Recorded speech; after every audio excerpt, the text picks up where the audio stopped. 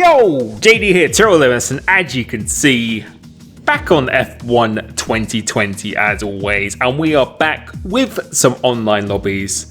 The place where I feel I probably learned the most in improving myself as a driver. And a lot of people said, how do you get better? That's probably the most common question I ever get asked. And honestly, this is my testing ground for me to improve as a driver. This is where I actually test setups. Although it's league racing, you do 25 or 50% races and stuff. I always test things here, and not only just with the setups, but also just the way I approach in terms of actually doing my races or mentality and stuff as well. Now, do not underestimate playing in just random online lobbies, because that is the way I actually got any sort of experience in Formula 1. But here today, we're in another one in one of my online lobbies, which I typically do on Tuesdays or Wednesdays. So if you want to be notified of that, make sure you join my Discord in the link down below. I do try and interact with as many people as I can on there, and I will be doing live online lobbies where you can talk to me whilst I'm actually doing these at the same time. As a bit of a car crash so far here, but we started 9th, get past this Ferrari who's been very, very slow on the throttle. But today we're going to talk about a subject that I think really does cross over into league racing as well, and I think it's showcased very, very well in this video itself, and that is the use of the Overtake / ERS deployment button. Because I think I've said it a lot of times in my videos, and you've seen it in league racing, being able to manage this efficiently is absolutely critical, especially on tracks like Zandvoort. I can't think of other tracks like Monaco and stuff as well, or Singapore, where you literally can't save any ERS until you come into the pits or you get a safety car or something at all. It's even on any track as well. If you're able to just save as much as you can, you'll be able to see on this next lap of how much time it can gain you on someone. It is absolutely insane. I say on average it gains me about 8/10 a lap, compared to if I'm not using any of the ERS. And that is crucial when you're doing an in-lap and out-lap, when you're chasing someone down, or if you want to be protected from someone towards the end of a race. Being able to kind of resist when to press that button is a skill that you really need to develop. And of course, it makes it a lot easier when you have the pace. And that's why it gives me an incentive as well to really, a lot of the time I practice when I'm doing the race pace without using the overtake button whatsoever, because in my opinion it's almost impossible to know when you're going to have to use it, because in a scenario you don't know where people are, how far someone's ahead of you or anything whatsoever. It's completely different every single time. So quite often I always judge my race pace purely on not even using the overtake button, which is why I feel usually in a race I have a very, very good pace compared to most of the competition. But you can see here now, the guy out in the lead, Wilsey, he has definitely used some overtake on this lap, whereas you can see we really didn't use any. So now we are going to deploy all of our ERS, because I was quite confident looking at his delta that he was definitely using it on the straights. And you're about to see the power of this overtake button. It's absolutely insane. And an example of how powerful it is because on this lap I'm pretty sure he's not really using any of his overtake button, because he probably assumes that he is high and dry, or he's actually used too much already, because he's actually got quite a big gap. And I think if he was using it, and I'm using it here now, if he's going to be losing 8/10 a lap from not using it, and I'm going to be using it and gaining 8/10 a lap, that's a 1.6 time delta gain. And if you just keep looking at the delta, I think at the start of this lap it was like 4.2 seconds or 3 seconds. You can just see how much that is coming down so quickly. And in a league racing scenario, especially when your competition doesn't have the DRS, it could change the race completely as well. And something I always say when I'm racing against people is I try and always make them think that I'm using it when I'm not. So trying to push really hard without it really puts them under pressure to use their overtake button, And then the more patient you are, so if you don't attack straight away, you can then use it at a later point in the race where they pretty much have nothing to defend against. You've really got to try and realise when you really have to use it. And you can see we've done a 30.8 when we used that, and we almost gained close to 2 seconds, about 1.6 seconds I think we gained on that lap. And I think now that has probably caught him by surprise.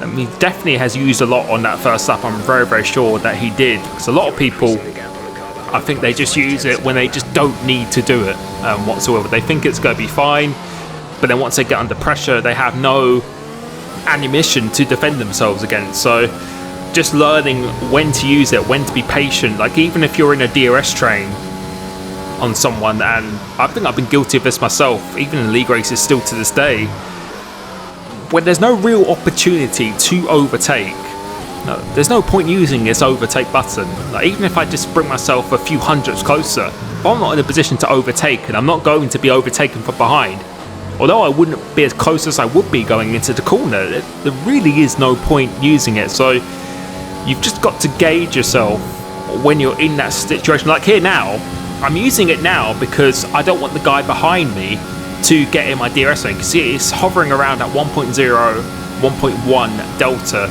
So I'm just ensuring that he doesn't get in the DRS zone at all. I'm not thinking about the guy ahead at this point. I'm just making sure the guy behind me doesn't get it on me, because if he has the DRS, then that's going to be another tool where he can just save his DRS and then attack me. You can see again, the guy is getting very, very close, and I can tell he is definitely using his overtake button. So going through this corner, felt like I had some very, very good speed. You can see we're right on the back of this guy up ahead, who I've raced before, and he's a fast driver. He's not a slow driver, because a 31.7 is by no means slow whatsoever. And you can see again on this last lap, not using the overtake, he was using it on the exit there. So I'm waiting to get down to this main straight, and this is where again it really relies on the confidence you have of your raw pace. The better raw pace you have, of course, in a race, the less likelihood you really need to use it. So I'm just avoiding using it as much as I can. One tip with the overtake button, to make sure you have always at least over 20%, because anything below 20 or really the 10% mark, you're not going to be gaining as much power as you normally would whilst actually using it. So that's definitely another tip that I recommend. But coming off here now, not really having to defend from behind, I'm going to have the DRS, got about 30% ERS on the exit, and let's see, you can just tell in a straight line, even before I got to the DRS, that he had just expended all of his ERS. You could just tell it wasn't the case of the slipstream, because the slipstream is not even that strong in this game. He was definitely probably under about 15 or 10% coming off the exit of that corner, because he just used it too early in the race. And as a result of that, after being 4 seconds behind, we managed to take the W round here, and that was just really a perfectly executed ERS management race. So taking the W from P9, I think that was a good example of how to use it itself. But we're going to move on to another race as I do these podium celebrations of how else to use it, particularly when you're in a fight for lead. So not when you're chasing someone down or having to defend, but when you're already behind someone in the DRS, or really how to use it sometimes. And I actually did this in my recent league race at Silverstone in TSRO in the first stint, which I'll be releasing a video later this week. I really felt like I did a great job in just keeping pretty much 80% of my ERS, because I just knew as well that I wasn't going to get out of the DRS zone, so there is no point using it whatsoever. But moving on to Silverstone once again in a 5-lappers, which you always tend to do, someone jumps to start, we get a pretty good launch. I'm going to use a little bit of the overtake just to give myself a little bit of a boost up the line, and Thomas Dude, my main championship rival when it comes to online it seems, we're just going to try and navigate through this first lap without base damage. He always kept on getting the jump start. Just trying to get past him very, very nicely. As we just about get past him, so I don't think his intention is trying to take me back. And you can see here, Thomas Dude is going to go past me, but you can see we are just not using this ERS at all, because again, what is the point of being the car ahead now? Because I know Thomas Dude is fast. I know he can probably keep up with me. And around this track, especially at Silverstone, where it's pretty much an all flat-out circuit almost, unless he makes a big mistake, then it's going to be very, very hard for me to get out of his DRS zone. You can see the Sailor music, which is the one I used in TSRL, is very, very fast in a straight line and very, very pointy as well. So I had no issues that I was going to be dropped from his DRS zone. As I said at the start of this race, if I defended it going into turn 1, it's lap 1 of the race. I don't need to, and to be honest, it's actually a benefit sitting behind people as well. So it's good to just sit back, let him use his power, and make him think that he can get away, and then I'm just going to harvest mine as much as possible. But I've got VRA Vivid behind me, who also I know he's quite a quick driver, or he or she is a quick driver. Looks like they are actually using their ERS because they're quite keen to get on with it. So we're going to make sure we defend this pretty well, leaving a little bit of room on the inside, but making sure we get some good traction. And now I'm going to use the ERS now because I know that I'm going to have to defend. And as I always say, in a 3-man DRS train, that is not the place where you want to be. So knowing I definitely had to use it there, but now still being mindful that I'm just going to preserve it as much as I can. And coming up for the exit of this corner, again, just another little boost just to make sure a little bit of a buffer between myself and Vivid. And I can tell Thomas Dude is using a little bit of it, but you can just see the straight line speed that we have is just superior to Thomas Dude and the guy behind as well. You can see from Magnus and Beckett's, we are so strong through here.